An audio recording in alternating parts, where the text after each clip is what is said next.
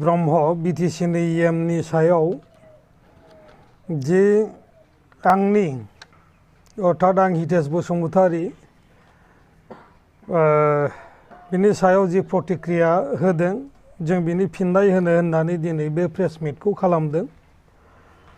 जे बिथाङा जिफोर खोथानि माने अभियोग आंनि सायाव पार्सनेल एलिगेशन होदों बिनि सायाव आङो माने बुंथिनो होननानै दिनै बे प्रेस मिटखौ लानाय जादों।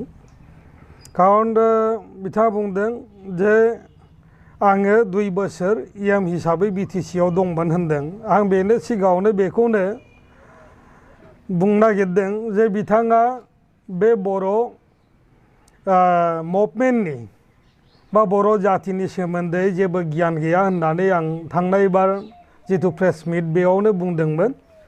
थिग बिदिनो आंनि सायाव जिखिनि खोथा बुंदों आंनो BTC आव 2 बोसोर EM जानानै दंमोन होननानै बुंदों। आं बिथांनो मोजाङै बुजिनानै लानो थाखाय बेखौ दा बे प्रेस मिटनि गेजेरजों खोन्थानो नागिरदों।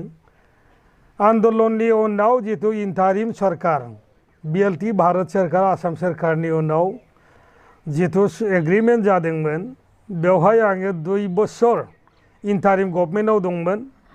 बिनि उनाव जिथु 2005 आव जिथु इलेक्शन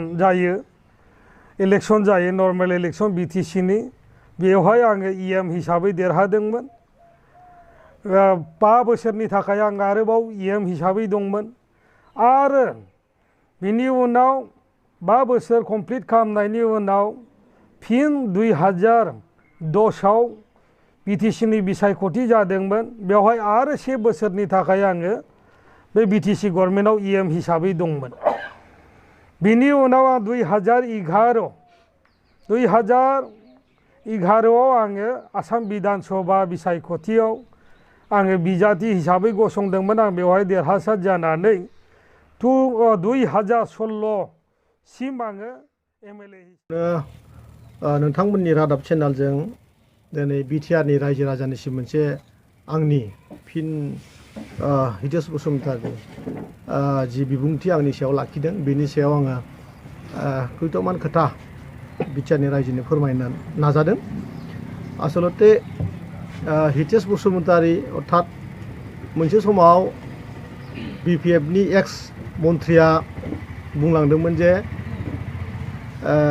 बा बिथांमोनानो नाम होदोंमोन जे गावबुरा। हितेश बसुमतारी मिन्स गावबुरा। अर्थात आं दिनैनि दिनाव बिथांखौ गावबुराल' होननो सानाखै। बिथाङा सासे हालमाजि, गामिनि सासे हालमाजिजोंसो आं बिथांखौ रुजुयो। आरो गोबां आंनि सायाव एलिगेसन लागायदों। आंखौ गोबां खोथा बुंदों आरो किसु खोथा बिथाङा सैथो बुंदों। बे सैथोनि गेजेरावनो जाहैबाय आं सासे कन्ट्रेक्टर। बे नंगौ मोनसे समाव आं कन्ट्रेक्टरमोन। दिनै आङो राजखान्थिनि बेलायाव सफैनायनि उनाव आं दिनै कन्ट्रेक्टरनि खामानिखौ गारनो गोनां जादों।